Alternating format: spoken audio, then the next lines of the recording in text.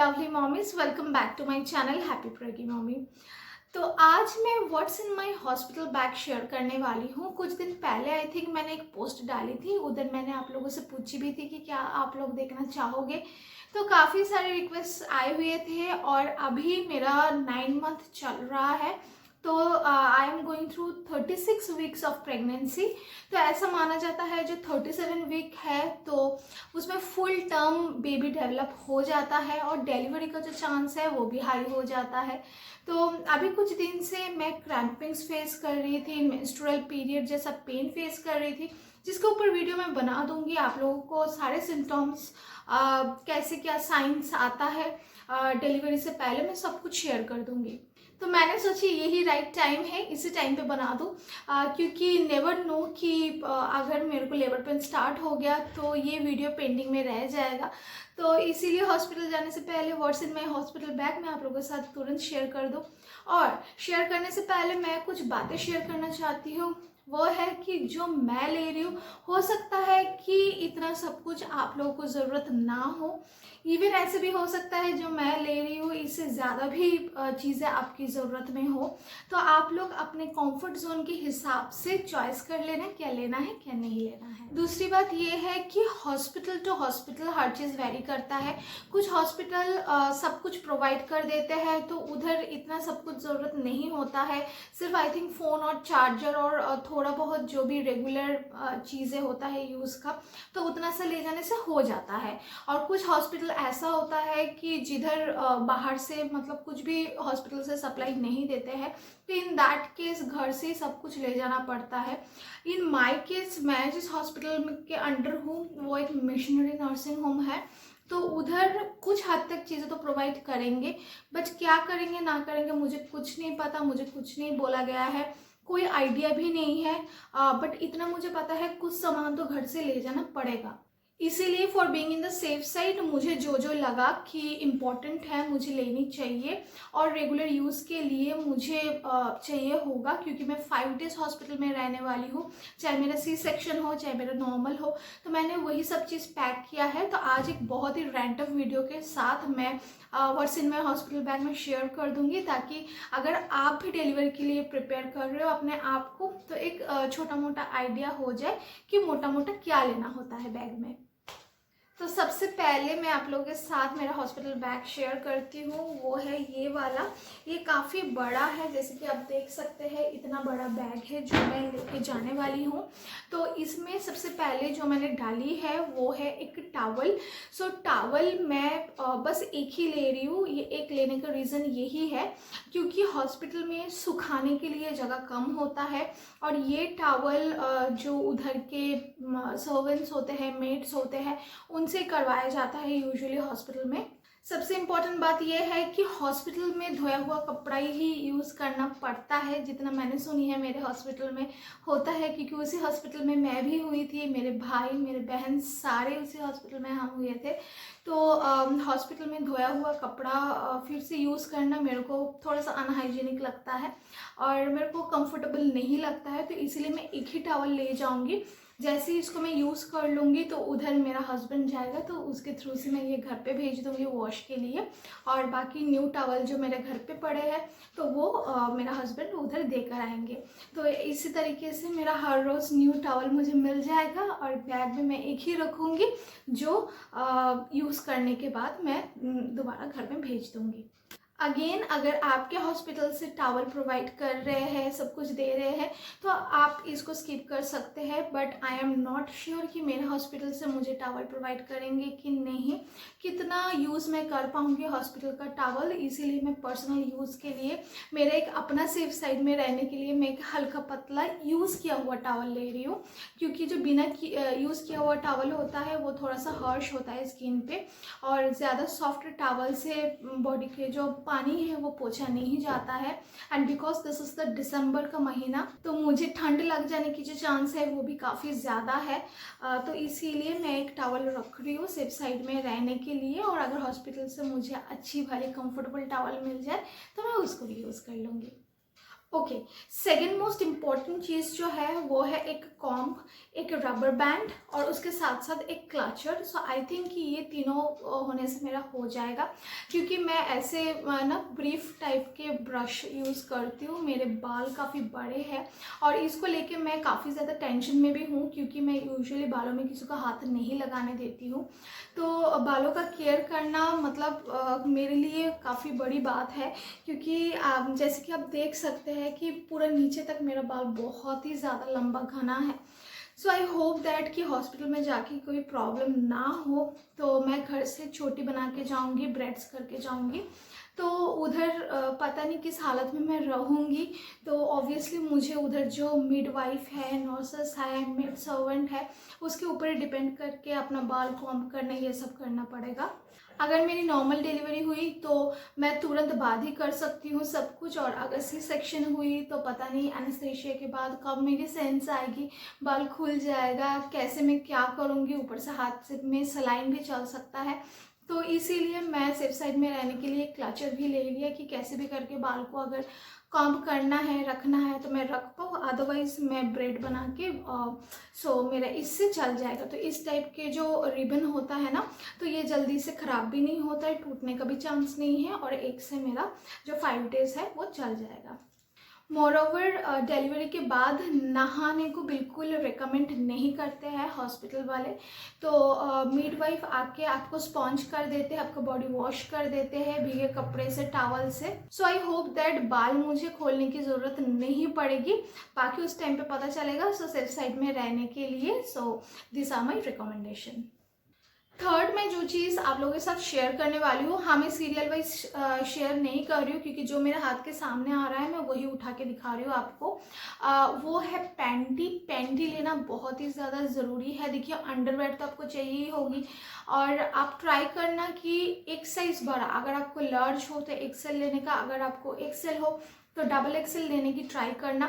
तो मैंने भी एक बॉक्स ले लिया है, तो इसमें काफ़ी सारे कलर्स के हैं। तो मैंने यूजुअली जो लाइट कलर है, मैं लाइट कलर की अंडरवेयर यूज़ करती हूँ, क्योंकि लड़कियों को इन्फेक्शन की प्रॉब्लम होती है। अगर अंडरवेयर में कुछ लगा हुआ होता है तो वो भी पता चल जाता है।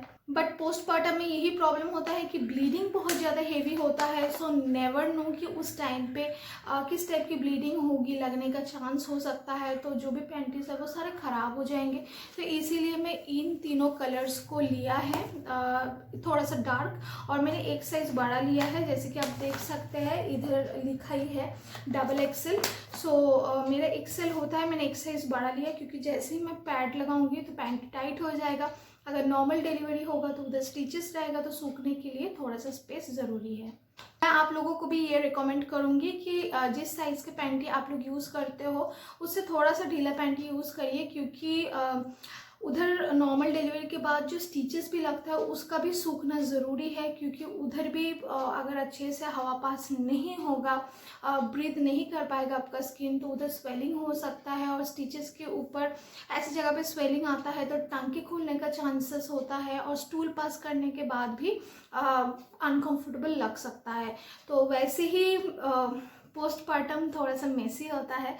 सो ट्राई करना जितना हो सके थोड़ा सा लाइट रखने का। नेक्स्ट इम्पॉर्टेंट चीज़ जो मैं शेयर करने वाली हूँ वो है मैटरनिटी पैड्स। सो मैंने बहुत सोच समझकर ये न्यू मॉम के जो मैटरनिटी पैड्स है ये मैं मंगवाई है। ये आप लोगों को अमेज़न में मिल जाएगा। जैसे कि आप देख सकते हैं मैक्सी पैड है, ये बहुत ही बड़े पैड है। मैंने 4 पैकेट्स मंगवाई है। पहले इसको मंगवाने से पहले बेसिकली मैं थोड़ी सी शक में थी। सो ये 4 पैकेट्स मैंने मंगवाई है। मुझे पता है हॉस्पिटल में इसकी इतनी ज़रूरत नहीं होगी, बट फिर भी सेफ साइड में रहने के लिए मैंने मंगवा लिया है कि अगर बहुत ही ज़्यादा हेवी ब्लीडिंग होगा तो मेरे यूज़ में आ जाएगा। तो इसके एक पैकेट में 5 पैड होता है और काफ़ी बड़ा है, और इसमें 850 ml जो ब्लड है ये सोक कर सकता है। तो इसका एक मेडी पैड भी आता है, तो अगर आपको एक साइज़ छोटा लेना है तो वो भी ले सकते हैं। ये 180 रुपीज़ का आई थिंक एक पैकेट आता है। तो अगर आप 4 एक साथ लोगे तो थोड़ा सा सस्ता भी पड़ता है। तो ये बेसिकली मैटरनिटी पैड है और इसका साइज़ काफ़ी बड़ा है। सो ये इधर लिखा ही हुआ है फॉर हाइजीनिक पोस्टपार्टम केयर। सो ये मेनली ये जो न्यू मॉम का जो कंपनी है ये इतना वेल नोन नहीं था, बट कुछ ही साल से इसी ब्रांड को लोग इतना यूज़ कर रहे हैं। बेसिकली ये जो न्यू मॉम के ब्रांड है ये जो भी पोस्टपार्टम के बाद यूज़ होता है, लड़कियां यूज़ करते हैं, उसी टाइप के सामान ही बेचते हैं। तो स्टार्टिंग में मुझे काफ़ी ज़्यादा शक इसीलिए था क्योंकि मैं थोड़ा सा ना जो विंग्स वाला पैड है उसको यूज़ करने में कंफर्टेबल फील करती हूँ, क्योंकि साइड में ब्लड स्टेन होने का चांस होता है। बट जैसे कि अब इस पैड को देख सकते हो मेरे मुंह के सामने कितना बड़ा है, like literally from my head to my chest इतना बड़ा है। सो ये सामने से पीछे तक पूरा आ जाएगा।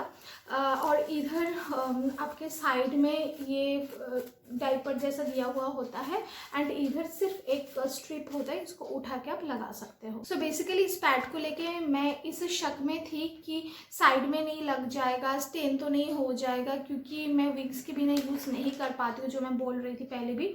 तो उस टाइम पे इतना वॉक तो नहीं करनी होती है, यूजुअली बेड रेस्ट पे होते हैं सारे पेशेंट्स। तो आई थिंक कि ये इतना बड़ा है कि जो पैंटी के लाइनिंग है उससे भी बड़ा हो जाएगा। सो लग जाने का चांस जो है वो बिल्कुल ज़ीरो है। ओके, नेक्स्ट मैं जो चीज़ शेयर करने वाली हूँ वो है एक छोटा सा फेस वॉश। ये मैं क्लीन एंड क्लियर के फेस वॉश लिया है, यही मैं रेगुलर बेसिस पे यूज़ करती हूँ अपने फेस पे। So I am not really sure कि उधर मैं कितना फेस वॉश कर पाऊँगी, बट मॉर्निंग को उठते ही जो मुझे चाहिए होती है वो है ये क्लीन एंड क्लियर का फेस वॉश। तो मैंने एक छोटा ही पैक लिया है क्योंकि 5 डेज़ के लिए और कितना चाहिए होगा।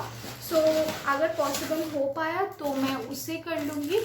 सो नेक्स्ट मैंने ये 2 वेट वाइप्स मंगवाया है, ये जॉनसन का मंगवाया है। जैसे कि आप देख सकते हैं ये पूरे सेट में आया है। सो ऐसे ही जॉनसन का और भी आप अगर चाहते हो तो और भी लॉट में मंगवा सकते हो। तो स्टार्टिंग में मुझे लगा कि 2 से मेरा हो जाएगा। एक में 72 आई थिंक टिश्यूज़ है, हाँ, और सिंगल का प्राइस है 255। सो मुझे दोनों काफ़ी सस्ते में मिल गया था। ये आपका अमेज़न में लॉट में मिल जाएगा। सो अगर मैं फेस वॉश नहीं कर सकती हूँ तो वेट वाइप से मेरा काम चल जाएगा और उस टाइम पे बेबी हो जाएगा। तो फीडिंग करते वक्त भी ब्रेस्ट साफ़ करना, बेबी के मुंह साफ़ करना, थोड़ा सा अगर हाथ में कुछ लग जाए तो ऑल टाइम उठ के वॉशरूम जाना पॉसिबल नहीं होता है। ऊपर से अभी इस टाइम पे बहुत ही ज़्यादा ठंड है कोलकाता में इवन। सो बार बार वॉशरूम जाना is not possible for me. So मुझे लगा कि अगर वेट वाइप साथ में होगा तो मेरे लिए काफ़ी बेनिफिशियल होगी। नेक्स्ट इम्पॉर्टेंट चीज़ जिसके बिना मैं नहीं रह सकती वो है ये कोकोनट ऑयल। तो ये ऑयल बिल्कुल जम गया है, जैसे कि आप देख सकते हैं। तो ये बिल्कुल प्योर वर्जिन कोकोनट ऑयल है। आपको किसी भी तरीके का जो वर्जिन कोकोनट ऑयल है प्रेगनेंसी में सूट कर जाएगा, क्योंकि it is good for all skin type. पिछले कुछ व्लॉग्स में भी मैं ये कोकोनट ऑयल शेयर कर चुकी हूँ। सो बेसिकली मैं नहाने के बाद यही ऑयल यूज़ करती हूँ। फेस के लिए मैं अलग क्रीम यूज़ करती हूँ और हाथ पैर के लिए, बॉडी के लिए, टमी के लिए मैं कोकोनट ऑयल स्टार्टिंग से यूज़ कर रही हूँ। तो कभी कभी ये मैं फेस पे भी लगा लेती हूँ। सो डिपेंड्स, मैं एक क्रीम साथ में ले लूँगी फेस पे लगाने के लिए, बट अगर कोकोनट ऑयल से भी मेरा चल जाएगा तो इससे भी मैं चला सकती हूँ। कि इससे ज़्यादा सामान मैं इसीलिए लेना नहीं चाह रही हूँ क्योंकि हॉस्पिटल में जो मिडवाइफ्स होते हैं वो भी यूज़ करने लगते हैं, और इस चीज़ को शेयर करने में मुझे दिक्कत नहीं है क्योंकि इसका जो ऊपर का सिस्टम है ये टिप एंड टोज है, इसको आप हाथ में डाल के यूज़ कर सकते हो। पर जो क्रीम मैं यूज़ करती हूँ आई थिंक बायोटिक के जो सैफरन वाला क्रीम है वो मैं यूजुअली फेस के लिए यूज़ करती हूँ। तो उसका ढक्कन खोल के ना फिर निकालना पड़ता है, तो उसमें थोड़ा सा मुझे अनहाइजीनिक लगता है। सो आई थिंक मे बी मैं कोई और ऑप्शन देख लूँगी और ये ऑयल ले लूँगी, मेरे लिए काफ़ी होगी। सो अगर आप भी विंटर में डिलीवरी कर रहे हो तो ज़रूर आपके लिए एक मॉइस्चराइज़र ले लेना। Okay, last but not the least, मैंने ओवरकोट लिया है। ये उली कॉट का ओवरकोट है जिसको हम कॉट सोल के कोट भी बोलते हैं। तो ये मुझे ऊपर से बहुत ही ज़्यादा चाहिए होगी, क्योंकि अभी जो मौसम है काफ़ी ज़्यादा ठंड तो इधर आई नहीं, पर जैसे ही मैं रूम के अंदर एंटर कर रही हूँ दोपहर के टाइम तो मुझे ठंड लग रही है, रात के टाइम जब मैं बाहर जा रही हूँ छत पे जा रही हूँ तो मुझे काफ़ी ज़्यादा ठंड लग रही है। तो आई एम श्योर कि वैसे ही डिलीवरी के बाद थोड़ा सा ठंड ज़्यादा लगता है। सो आई थिंक दैट मुझे इसकी बहुत ज़रूरत होगी। उस टाइम पे यूजुअली डॉक्टर्स बोलते हैं कि हेड कवर करके रखो, तो स्कार्फ भी लेना ज़रूरी है, ये आप भूलना नहीं है। और हो सके तो पैर में पहनने के लिए सॉक्स भी ले लेना और हाथ में पहनने के लिए ग्लव्स भी लेना। तो ये मेरा जो चादर है उसका काम करेगा, क्योंकि ऑल टाइम चादर ओढ़ के रखना इज़ क्वाइट डिफ़िकल्ट। तो इसमें मेरा आ जाएगा ये कॉट सोल का एक मोटा सा इस टाइप का हाउस कोट है जो मेरे को कंफर्टेबल फील कराएगा। Now coming to the last part, वो है ये सारे जो मेरे मैक्सीज है मैंने वो लिया है, क्योंकि डिलीवरी के टाइम मुझे 5 दिन हॉस्पिटल में रहना है और उस टाइम पे मुझे मैक्सीज की ज़रूरत होगी चेंज करके पहनने के लिए। और जैसे कि मैंने बोली कि हस्बैंड मेरे घर वाले सारे जाएंगे तो मुझे उसके बाद अगर एक्स्ट्रा कुछ चाहिए तो मैं मंगवा लूँगी। बट मैंने 3 इधर ले लिया रेगुलर यूज़ के लिए, बिल्कुल कॉटन का है जिसको पहन के मैं आराम से रह सकती हूँ हॉस्पिटल में। कोई भी ड्रेस प्रोवाइड नहीं करेंगे ये मेरे को बोल दिया गया है। तो मेरे को लगा कि 3 मेरे लिए काफ़ी है स्टार्टिंग के कुछ दिन में, अगर बाद में मुझे ज़रूरत पड़ेगी तो मैं और भी मंगवा लूँगी जो मैं घर पे रख के जाऊँगी। और हाउस कोट मैंने 2 एक्स्ट्रा ले लिया है, ये कॉटन के हाउस कोट है, जैसे वो कॉट सोल का है। तो ये 2, एक ब्लू और एक रेड में मैंने हाउस कोट लिया है कि अगर बहुत ज़्यादा ठंड नहीं लगेगी या कभी कभी ब्रेस्ट फीडिंग के लिए नॉर्मल 90 पहन के ब्रेस्ट फीड करवाना मुश्किल हो जाता है, तो इस टाइप का जो हाउस कोट है उसका ना अंदर लेस लगे हुए होते हैं, तो लेस को खोल के मैं इजीली ब्रेस्ट फीड करवा सकती हूँ। वैसे आपके पास अगर कोई भी मैक्सी हो तो उसका अगर सामने बटन है और थोड़ा सा ज़्यादा है तो आप इजीली बेबी को फिट करवा सकते हैं। अगर आपके पास कोई भी मैक्सी है जिसमें बटन नहीं है तो उसमें आप थोड़ा सा चीर करके किसी टेलर के पास जाके बटन लगवा सकते हैं। तो ऑलमोस्ट मैं जो भी अपने हॉस्पिटल बैग में ले रही हूँ मैंने सब कुछ शेयर कर दिया है। तो ये जो भी मैंने शेयर किया है ये पर्सन टू पर्सन वैरी करता है, हॉस्पिटल टू हॉस्पिटल वैरी करता है। सो आई होप दैट ये वीडियो आप लोगों के लिए हेल्पफुल रहा होगा। सो अगर आप लोगों को हमारा वीडियो अच्छा लगता है तो ज़रूर चैनल को लाइक शेयर एंड सब्सक्राइब करना एंड इसको जितना हो सके शेयर करना, ताकि प्रेगनेंसी अवेयरनेस काफ़ी लोग तक पहुँचे। Thank you so much. मिलते हैं नेक्स्ट वीडियो पे नेक्स्ट किसी इंटरेस्टिंग टॉपिक के साथ। टिल देन सारे अच्छे से रहिएगा। Happy pregnancy.